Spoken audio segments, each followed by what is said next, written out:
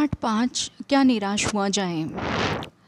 मेरा मन कभी कभी बैठ जाता है। समाचार पत्रों में ठगी, डकैती, चोरी, तस्करी और भ्रष्टाचार के समाचार भरे रहते हैं। आरोप प्रत्यारोप का कुछ ऐसा वातावरण बन गया है कि लगता है देश में कोई ईमानदार आदमी ही नहीं रह गया है। हर व्यक्ति संदेह की दृष्टि से देखा जा रहा है। जो जितने ही ऊंचे पद पर है उनमें उतने ही अधिक दोष दिखाए जाते हैं। एक बहुत बड़े आदमी ने मुझसे एक बार कहा था कि इस समय सुखी वही है जो कुछ नहीं करता। जो कुछ भी करेगा उसमें लोग दोष खोजने लगेंगे। उसके सारे गुण भुला दिए जाएंगे और दोषों को बढ़ा चढ़ाकर दिखाया जाएगा। दोष किसमें नहीं होते, यही कारण है कि हर आदमी दोषी अधिक दिख रहा है, गुणी कम या बिल्कुल ही नहीं। स्थिति अगर ऐसी है तो निश्चय ही चिंता का विषय है। क्या यही भारतवर्ष है जिसका सपना तिलक और गांधी ने देखा था? रविंद्रनाथ ठाकुर और मदन मोहन मालवीय का महान संस्कृति सभ्य भारतवर्ष किस अतीत के गहर में डूब गया है। आर्य और द्रविड़, हिंदू और मुसलमान, यूरोपीय और भारतीय आदर्शों की मिलन भूमि मानव महासमुद्र क्या सूख गया है? मेरा मन कहता है ऐसा हो नहीं सकता। हमारे महान मनीषियों ने सपनों का भारत है और रहेगा। यह सही है कि इन दिनों कुछ ऐसा माहौल बना है कि ईमानदारी से मेहनत करके जीविका चलाने वाले निरीह और भोले भाले श्रमजीवी पिस रहे हैं और झूठ तथा फरेब का रोजगार करने वाले फल फूल रहे हैं। ईमानदारी को मूर्खता का पर्याय समझा जाने लगा है। सच्चाई केवल भीरू और बेबस लोगों के हिस्से पड़ी है। ऐसी स्थिति में जीवन के महान मूल्यों के बारे में लोगों की आस्था हिलने लगी है।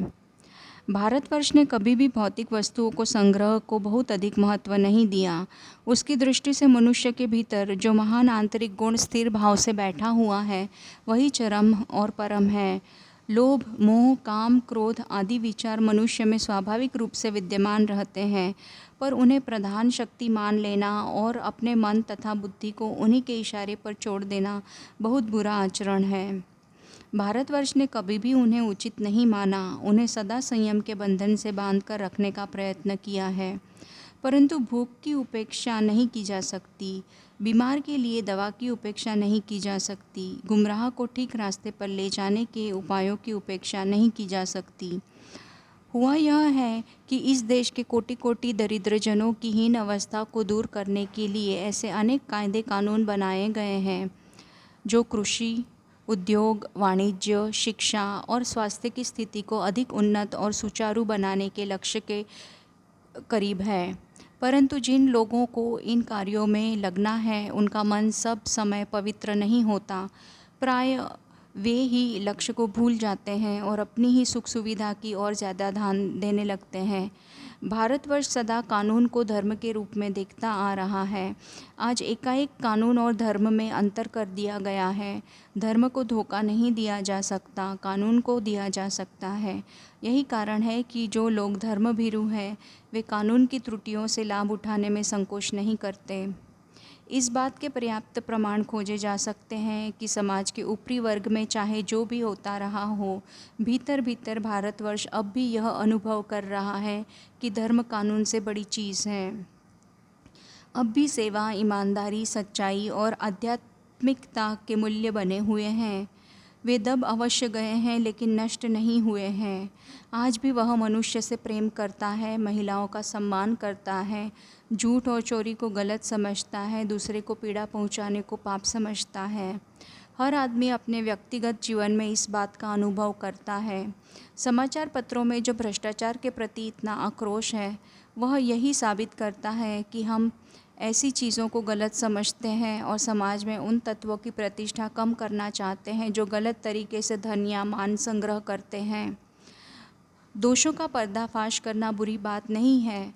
बुराई यह मालूम होती है कि किसी के आचरण के गलत पक्ष को उद्घाटित करके उसमें रस लिया जाता है और दोषोद्घाटन को एकमात्र कर्तव्य मान लिया जाता है। बुराई में रस लेना बुरी बात है, अच्छाई में उतना ही रस लेकर उजागर न करना और भी बुरी बात है। सैकड़ों घटनाएं ऐसी घटती हैं जिन्हें उजागर करने के लिए लोक चित्त में अच्छाई के प्रति अच्छी भावना जागती है। एक बार रेलवे स्टेशन पर टिकट लेते हुए गलती से मैंने 10 के बजाय 100 रुपये का नोट दे दिया और मैं जल्दी जल्दी गाड़ी में आकर बैठ गया। थोड़ी देर में टिकट बाबू उन दिनों के सेकंड क्लास के डिब्बे में हर आदमी का चेहरा पहचानता हुआ उपस्थित हुआ। उसने मुझे पहचान लिया और बड़ी विनम्रता के साथ मेरे हाथ में 90 रुपये रख दिए और बोला, यह बहुत गलती हो गई थी, आपने भी नहीं देखा, मैंने भी नहीं देखा। उसके चेहरे पर विचित्र संतोष की गरिमा थी। मैं चकित रह गया। कैसे कहूँ कि दुनिया से सच्चाई और ईमानदारी लुप्त हो रही है। वैसी अनेक अवांछित घटनाएं भी हुई हैं, परंतु यह एक घटना ठगी और वंचना की अनेक घटनाओं से अधिक शक्तिशाली है। एक बार मैं बस में यात्रा कर रहा था। मेरे साथ मेरी पत्नी और 3 बच्चे भी थे। बस में कुछ खराबी थी, रुक रुक कर चल रही थी। गंतव्य से कोई 8 किलोमीटर पहले ही एक निर्जन सुनसान स्थान में बस ने जवाब दे दिया। रात के कोई 10 बजे होंगे। बस में यात्री घबरा गए। कंडक्टर उतर गया और एक साइकिल लेकर चलता बना। लोगों को संदेह हो गया कि हमें धोखा हुआ है।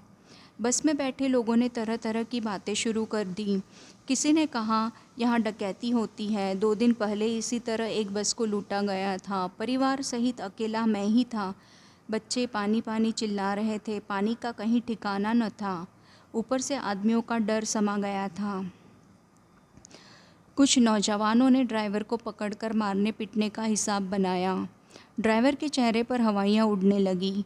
लोगों ने उसे पकड़ लिया। वह बूढ़े कातर ढंग से मेरी ओर देखने लगा और बोला, हम लोग बस का कोई उपाय कर रहे हैं, बचाइए, ये लोग मारेंगे। डर तो मेरे मन में था, पर उसकी कातर मुद्रा देखकर मैंने यात्रियों को समझाया कि मारना ठीक नहीं है, परंतु यात्री इतने घबरा गए कि मेरी बात सुनने को तैयार नहीं थे। कहने लगे, इसकी बातों में मत आना, धोखा दे रहा है, कंडक्टर को पहले ही डाकुओं के यहाँ भेज दिया है। मैं भी बहुत भयभीत था, पर ड्राइवर को किसी तरह मारपीट से बचाया। 1.5-2 घंटे बीत गए। मेरे बच्चे भोजन और पानी के लिए व्याकुल थे। मेरी और पत्नी की हालत बुरी थी। लोगों ने ड्राइवर को मारा तो नहीं, पर उसे बस से उतारकर एक जगह धरकर रखा। कोई भी दुर्घटना होती है तो पहले ड्राइवर को समाप्त कर देना उन्हें उचित जान पड़ा। मेरे गिड़गिड़ाने का कोई विशेष असर नहीं हुआ। इसी समय क्या देखता हूँ कि एक खाली बस चली आ रही है और उस पर हमारा बस कंडक्टर बैठा हुआ है। उसने आते ही कहा, अड्डे से नई बस लाया हूँ, इस बस पर बैठिए, वह बस चलाने लायक नहीं है। फिर मेरे पास एक लोटे में पानी और थोड़ा दूध लेकर आया और बोला, पंडित जी, बच्चों का रोना मुझसे देखा नहीं गया। वहीं दूध मिल गया, थोड़ा लेता आया। यात्रियों में फिर जान आई। सबने उसे धन्यवाद दिया, ड्राइवर से माफ़ी मांगी और 12 बजे से पहले ही सब लोग बस अड्डे तक पहुंच गए। कैसे कहूँ कि मनुष्यता एकदम समाप्त हो गई है। कैसे कहूँ कि लोगों में दया माया रही नहीं है। जीवन में जाने कितनी ऐसी घटनाएं हुई हैं जिन्हें मैं भुला नहीं सकता। ठगा भी गया हूँ, धोखा भी खाया है, परंतु बहुत कम स्थलों पर विश्वासघात नाम की चीज़ मिलती है। केवल उन्हीं बातों का हिसाब रखो जिनमें धोखा खाया है तो जीवन कष्टकर हो जाता है। परंतु ऐसी घटनाएं भी बहुत कम नहीं हैं जब लोगों ने अकारण सहायता की हो, निराश मन को ढाढ़स बंधाया हो और हिम्मत बंधाई हो। कविवर रविंद्रनाथ ठाकुर ने अपने प्रार्थना गीत में भगवान से प्रार्थना की थी कि संसार में केवल नुकसान ही उठाना पड़े, धोखा ही खाना पड़े, तो ऐसे अवसरों पर हे प्रभु, मुझे ऐसी शक्ति दो कि मैं तुम्हारे ऊपर संदेह न करूं। मनुष्य की बनाई विधियां गलत नतीजे तक पहुंच रही है तो उन्हें बदलना होगा। वस्तुतः आप दिन इन्हें बदला ही जा रहा है, लेकिन अब भी आशा की ज्योति बुझी नहीं है। महान भारतवर्ष को पाने की संभावना बनी हुई है, बनी रहेगी। मेरे मन निराश होने की ज़रूरत नहीं है। हजारी प्रसाद द्विवेदी।